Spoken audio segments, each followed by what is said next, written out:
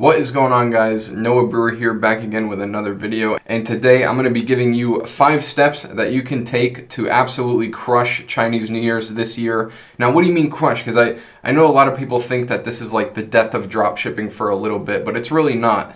The way that I like to look at it is it's an opportunity for you to improve your systems for the entire year. If you implement the things that I show in this video, your store is going to be a hell of a lot better in terms of a customer experience than before. So we're going to go over how to deal with shipping times, how to deal with customer support. Do you give refunds? Do you not? How to avoid getting banned on Facebook, and just how to overall keep your customers happy during this 2021 Chinese New Year's. So let's get right into it. So step number 1, and I feel like a lot of people skip this step, is actually communicating with your suppliers and figuring out, are you actually going to stop working? Key tip, not all suppliers actually stop working during Chinese New Year. Some of them will actually continue to ship products. Most of them don't, but it's worth asking just in case. And if they are, figure out the exact dates that they are going to take off of work, because not every single supplier is going to take the exact same dates. I feel a lot of people skip this step because they just assume like, oh, it's a month period. But in my experience, and I've been through 3 Chinese New Year's now, some suppliers will take a week off. Some of them might take 10 days. Some might be the entire month. Some might be a couple weeks. And we can actually use this information to our advantage if you start right now. If you start asking your suppliers right now what's going on, you can be better prepared to improve your situation during the actual Chinese New Year's holiday. Another thing that you want to ask them is how they are going to handle your orders during Chinese New Year's. Are they going to take the orders in but just not mail them out, so basically back order, right? Are they going to put them on back order? Are they not going to allow you to place orders at all and make you do it all at the end of their break? Like, how is it going to work? What's the system going to be? So once you know these 2 things, what exact dates are they taking off from work and not shipping products, and what exactly they're going to be doing with the orders while they're on their break, you can actually search for other suppliers in the space selling the same product and ask them the same exact questions. What dates are you, like, my point is, your supplier might be taking 3 weeks off, and you might be able to find another supplier with the same exact shipping times, with the same exact product, who's only taking a week off. You got to understand that AliExpress and, really just agents, really any shipping agency in China, it's a competitive industry, and Chinese New Year's gives an opportunity for these smaller suppliers or the smaller agents to really shine during these times. So make sure that you go out and communicate with your suppliers, even suppliers that you're not working with yet, and try to find the best one to use during the Chinese New Year's. So the second thing that you want to do is actually setting up your website, basically optimizing it for Chinese New Year's. I'm going to say a lot of you put lies on your website, like you'll say like fast shipping times, stuff like this. And if you're using AliExpress or an agent in China, you're probably lying. Like, that's rule number 1. There's nothing wrong with drop shipping from China. What makes it wrong is when people come out and lie on their stores about it and set these false expectations. It's just straight up unethical, and you shouldn't do it. So if you are doing it, obviously step number 1, get rid of that. Never do that again. So if you don't have a shipping policy, you're going to want to make a shipping policy. It's just like a refund policy or a privacy policy, just a legal pages in your footer. And in this shipping policy, you should talk about your shipping processes. Honestly, you can fill it with a bunch of fluff. Doesn't matter that much. But you want a shipping/return policy so that you can put the dates that your supplier will be unavailable on your shipping policy. So let's say it's February 12th to the 20th. You can say specifically in your shipping policy, orders between February 12th and February 20th are going to be delayed by an extra 7 days. Something like that. And that way you're just being honest and upfront about it, right? Like, it's all on your website. You have nothing to hide. These people might get pissed off at you, and if they do, you can come back and say like, hey, we were upfront about our shipping times. We're upfront about these delays. And that's the situation that you want to be in. You don't want to be that one asshole store who says, 7-day shipping, and then a customer is waiting a month for their product and they don't know what's going on. Another thing that you can do is give an estimated shipping time, an honest estimated shipping time. Now, the reason I say put it in your shipping policy is because unless you want to see a large decrease in conversions, you don't really want to put it on your product page. I know some people do, but I personally wouldn't recommend it. I would personally recommend putting it in your shipping policy. Those that care enough will go and read your shipping policy, and those that don't care, they'll probably email you, and you can tell them, you can send them the shipping policy and be like, here's what we do.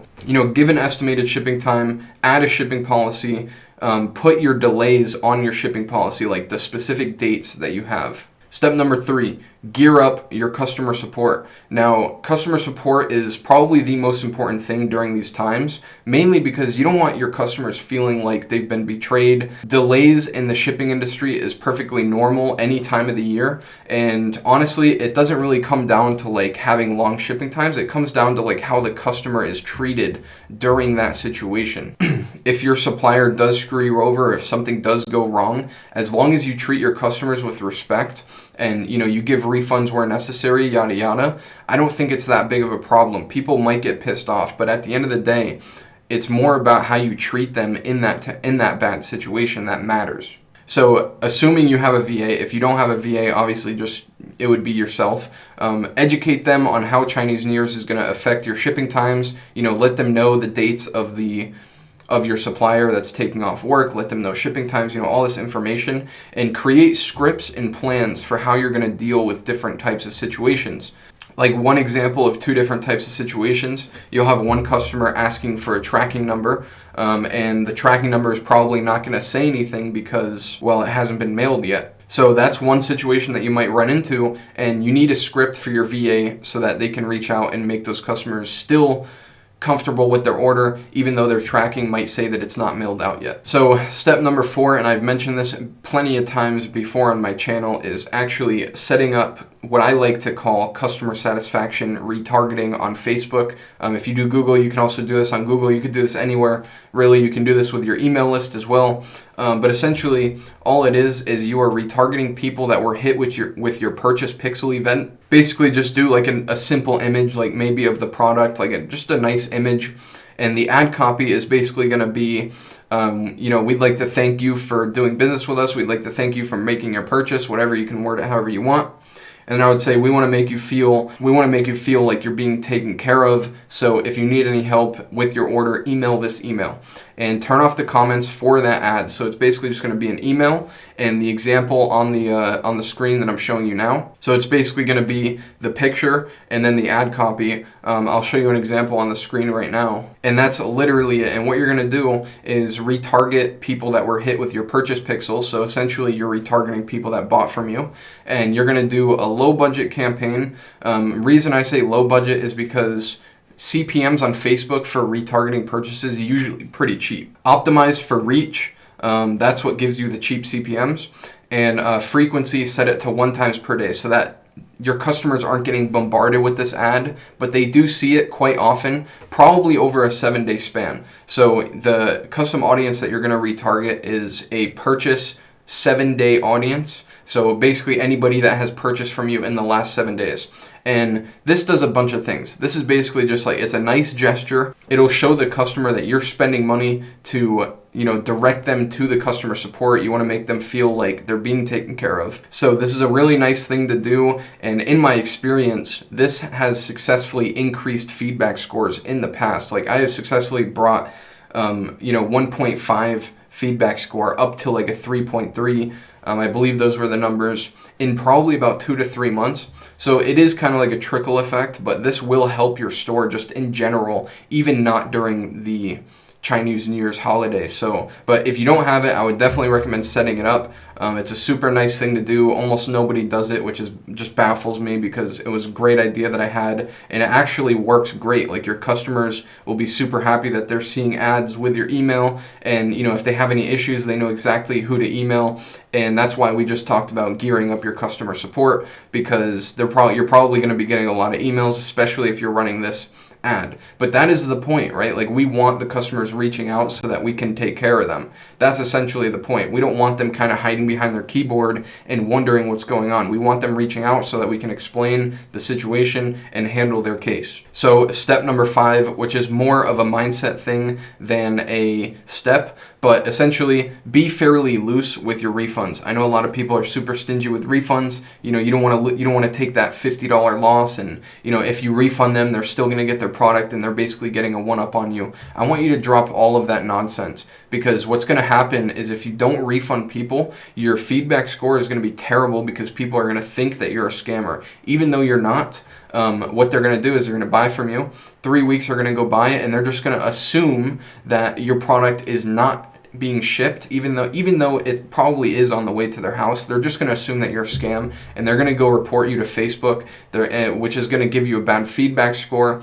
And if you have a bad feedback score, you're no longer able to run ads. And also, if Facebook deems it bad enough, they could actually ban your entire business manager.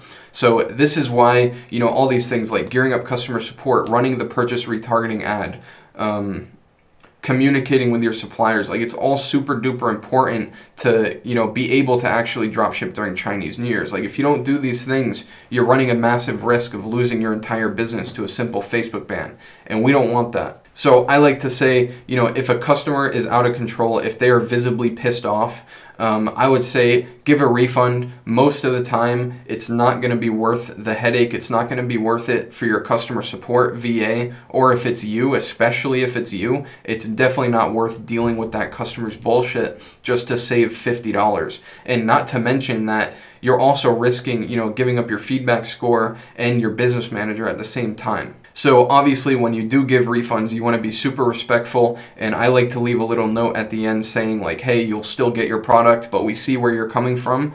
We'd like to refund you anyways, just to keep you happy, because we don't want you being upset at us. So you can keep the product, take the refund, have a good day, and you move on, they move on, and you can move on with your life. And usually when you do this, the customer will just be like, oh, okay, thanks, yada yada, I'll ship the product back. Don't even expect anything out of them. The main reason that you're doing this is to basically show that customer like, hey, we are not scammers, but we see your point of view. We want you to still receive your product because we did ship it, in fact.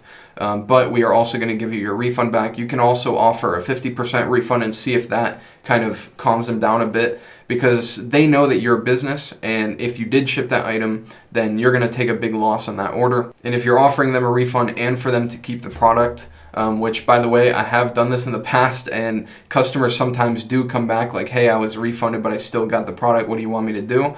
And, we'll either have them ship it back to the supplier so that we can get our money back, or just leave it alone. Most of the time, if it's a lower ticket product, you just leave it alone. If it's like a $100 product, I can see you taking the extra step to actually handle the return, but most of the time, it's just not worth the time. So these were 5 things that you can do to dropship during Chinese New Year's without many problems, and maintain your business manager, maintain happy customers, and just I promise you, if you do all 5 of these things, your experience is going to be a hell of a lot better than just somebody who has no idea what they're doing and just doing things as normal during the Chinese New Year's. So make sure that if you need to, rewatch it, take your notes, go and implement these steps right now. Go talk to your suppliers, because like I said, best time to do it is right now, because during Chinese New Year's, you'll be lucky to even get a response from half of these guys. So I hope that this video is valuable to you. If it is, leave a like, drop a comment. If you have any other cool tips and tricks that you can use, or that you have used to improve your Chinese New Year's experience, please drop them in the comments, because I would like to see for myself. Obviously, we're all here to learn. I'm also here to learn. A part of teaching is actually learning, and a part of learning is actually teaching. So by commenting your opinions and your feedback, you're actually helping me, you're helping the other people watching, and you're actually helping yourself as well, because you don't start learning until you start teaching. But I hope this video helped you. This is No Brewer, and I'm out. Peace.